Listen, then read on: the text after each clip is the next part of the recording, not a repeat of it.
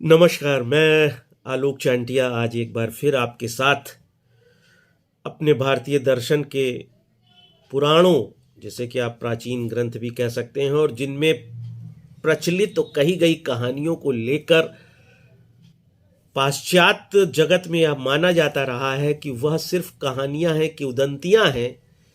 और उनको लेकर जब मैक्स मूलर ने इंग्लैंड में जोन्स को पत्र लिखा और यह बताया कि मैंने वेदों के प्रति भारतीयों में नफरत पैदा कर दिया है, अब तुम पुराणों के प्रति अपने कार्यों को कर सकते हो यहाँ आकर। और जोन्स जब भारत आते हैं, पुराणों का अध्ययन करते हैं और उसमें वर्णित कहानियों को पढ़ते हैं, तो वो सोचते हैं ये सिर्फ कहानियां नहीं है, ये सिंबॉलिज्म का उदाहरण है। और इसके लिए वो ओरिएंटल कॉलेज की स्थापना करते हैं, इंस्टीट्यूट की स्थापना करते हैं कलकत्ता में। और वो ये मानते हैं कि ये सिर्फ कहानियां नहीं है। तो बर्नार्ड बुसांके मॉर्फोलॉजी ऑफ नॉलेज में अपनी किताब में लिखते हैं कि इनका वर्णन फिलॉसफिकल होना चाहिए, इन कहानियों का वर्णन हिस्टोरिकल होना चाहिए। खैर, मैं ये बात आपको सिर्फ इसलिए बता रहा हूं कि जो मैं अब आगे आपसे कहने जा रहा हूं उसे सिर्फ कहानी मत समझिए, क्योंकि मैं एक ऐसी ही कहानी आपसे कहने जा रहा हूं जो कम से कम हर भारतीय ने बचपन से कभी न कभी किसी मोड़ पर जरूर सुनी है। और वो कहानी है कछुआ और खरगोश की। जी हाँ, वो कहानी आपने सुनी है कि कछुए खरगोश में एक बार बहस हुई और जीत के लिए ये तय हुआ कि अगर एक निश्चित दूरी तक जो पहले पहुंच जाएगा वही सबसे तेज दौड़ने वाला माना जाएगा। खरगोश भी दौड़ा, कछुआ भी दौड़ा। आप जानते हैं कछुआ बहुत धीरे चलता है, लेकिन रास्ते में खरगोश ने जब पीछे मुड़कर देखा कछुआ कहीं दिखाई नहीं दिया, तो उसने सोचा कि कछुआ उसकी बराबरी कहाँ कर पाएगा, और अभी तो बहुत दूर वो होगा, क्यों ना थोड़ी देर आराम कर लेते हैं। और वह सो जाता है। बाद में कछुआ जीत जाता है, क्योंकि वह निरंतर चलता रहता है, लेकिन खरगोश रुक जाता है। इस कहानी को सिर्फ कहानी समझकर अगर आप देख रहे हैं तो सिर्फ आनंद का कुछ क्षण आएगा, लेकिन यदि इस कहानी में छुपे हुए दर्शन को आप देखें तो खरगोश दौड़ का, तीव्रता का प्रतीक है, कछुआ मंथर गति का प्रतीक है। और यह कहानी में दिखाया जा रहा है कि जो तेज दौड़ने का प्रयास करता है वह ज्यादातर छलावे में जीवन जीता है, वह भुलावे में जीवन जीता है और उसे अपने ऊपर अभिमान होता है। लेकिन जो मंथर गति से चलता है, धीमी गति से चलता है, उसे ऐसा भुलावा नहीं आता, क्योंकि उसे आभास है और वह धीरे धीरे अपनी यात्रा पूरी करता है, लेकिन लक्ष्य धीरी गति वाला पा लेता है। आज जब वर्तमान परिस्थिति में इस कहानी को हम देखते हैं तो हम देखते हैं कि आज के युवा को भी खरगोश की तरह बहुत जल्दी सब कुछ पाने की इच्छा रहती है। मैंने कितनी कम उम्र में कार खरीद ली, मैंने कितनी कम उम्र में घर बना लिया, हमने कितने उम्र में ऐशो आराम कर लिया। और तो और ज्यादातर युवा आज का बताने में लगा रहता है कि वो कितनी विदेश यात्राएं करता है, साल में 25 तो वो एरोप्लेन से यात्रा करता है। तो इस कहानी से इसका क्या संबंध है? क्या कभी आपने देखा कि जिस रफ्तार में कम उम्र में लोग वैभव संपत्ति हासिल करते जा रहे हैं, उसी रफ्तार में उनका जो यह नश्वर शरीर है, जो छोटी छोटी कोशिकाओं से बना हुआ है, वह बीमार ज्यादा रहता है। यह सच है कि औसत आयु आज 70 साल के आसपास होने लगी है, लेकिन बीमारी 30 साल से ही आने लगी है। यह शरीर का ढांचा बहुत कम उम्र में बीमार रहने लगा है। ऐसा क्यों हो रहा है? क्या तेज गति से दौड़ने वाले लोग ज्यादा बीमार हो रहे हैं, या जल्दी हासिल करने के प्रयास में ऐसा हो रहा है? आइए इसे थोड़ा विज्ञान से समझते हैं। हम सभी जिन्होंने विज्ञान पढ़ा है उन्होंने जड़ता का नियम पढ़ा होगा, लॉ ऑफ इनर्शिया पढ़ा होगा, और उसमें बचपन से आपको यह पढ़ाया गया है कि जब आप किसी यान में, वाहन में बैठते हैं तो जिस गति से वो यान चलता है, वाहन चलता है, मान लीजिए वह 50 किलोमीटर प्रति घंटा की रफ्तार से चल रहा है, तो आपका शरीर भी 50 किलोमीटर प्रति घंटा की रफ्तार से दौड़ता है। अब अगर आप रोज केवल वाहनों से ही दौड़ते हैं, चाहे स्कूटर, चाहे मोटरसाइकिल, चाहे कार, चाहे ट्रेन, चाहे हवाई जहाज, हर उसमें सापेक्षिक आप 50 किलोमीटर प्रति घंटा, 60 किलोमीटर प्रति घंटा, 2000 किलोमीटर प्रति घंटा वायुयान से आप दौड़ते हैं। लेकिन इस कुदरत ने, इस प्रकृति ने मानव शरीर को चीते की तरह तो बनाया नहीं था। मानव शरीर को इतना तेज दौड़ने वाला धावक भी नहीं बनाया था। 10 सेकंड या 8 सेकंड में 100 मीटर दौड़ने वाला विश्व रिकॉर्ड बनाता है मानव। ऐसे में मानव शरीर की रचना उस तीव्र गति से दौड़ने के लिए नहीं हुई।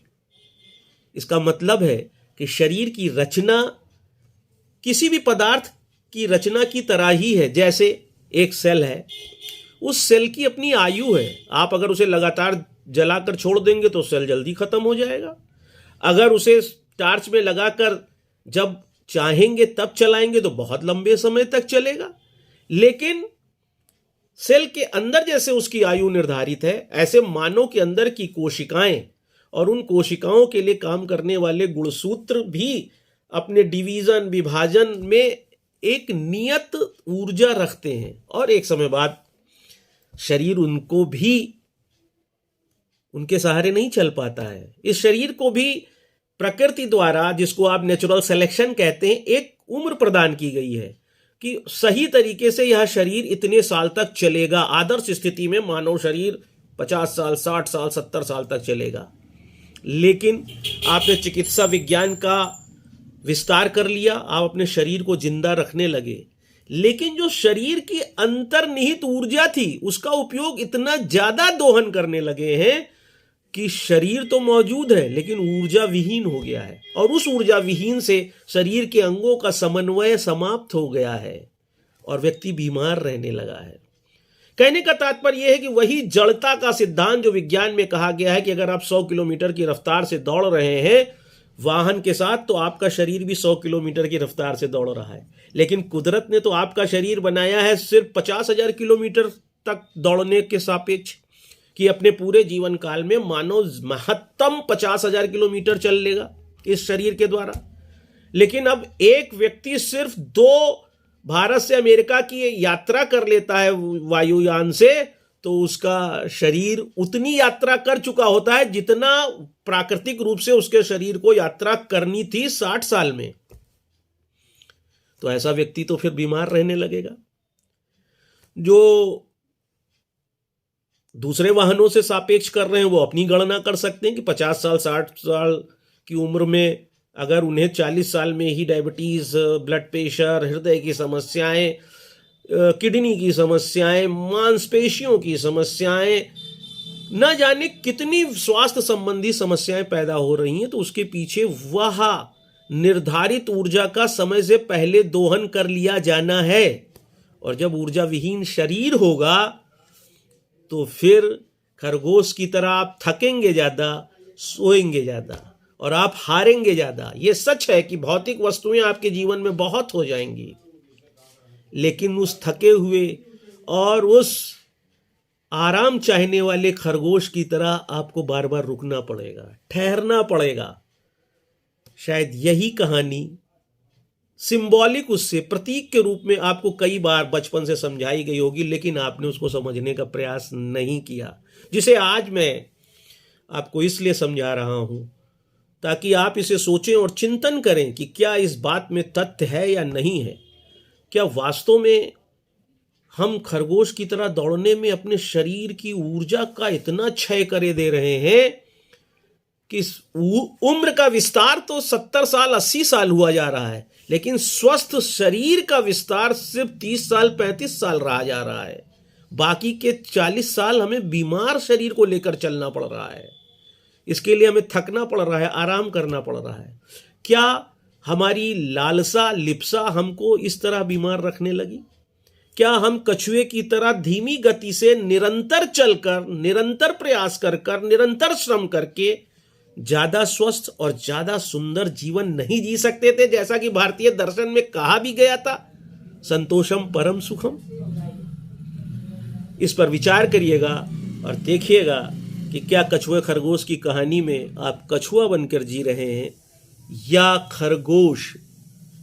यदि आपको समझ में यह बात आती है तो निश्चित रूप से मैं आलोक चांटिया आपसे हमेशा ये कहूंगा, कछुए की तरह हर कार्य में निरंतरता लाइए, धीमी गति से प्रयास करिए, हर लक्ष्य एक दिन आपको प्राप्य होगा। लेकिन खरगोश की तरह कम उम्र में सब कुछ समेट लेने का जो अभिप्राय लेकर हम चल रहे हैं, उसमें हमें सिर्फ अवसाद, निराशा, दुख और बीमार शरीर के अलावा कुछ नहीं मिल रहा है। यदि आपको यह मेरी बात समझ में आती है तो इसे दूर तक पहुंचाएं, ताकि विज्ञान और पुराण के जो समन्वय को स्थापित करने का एक प्रयास है वह पूर्णता प्राप्त कर दे। जय हिंद, जय भारत।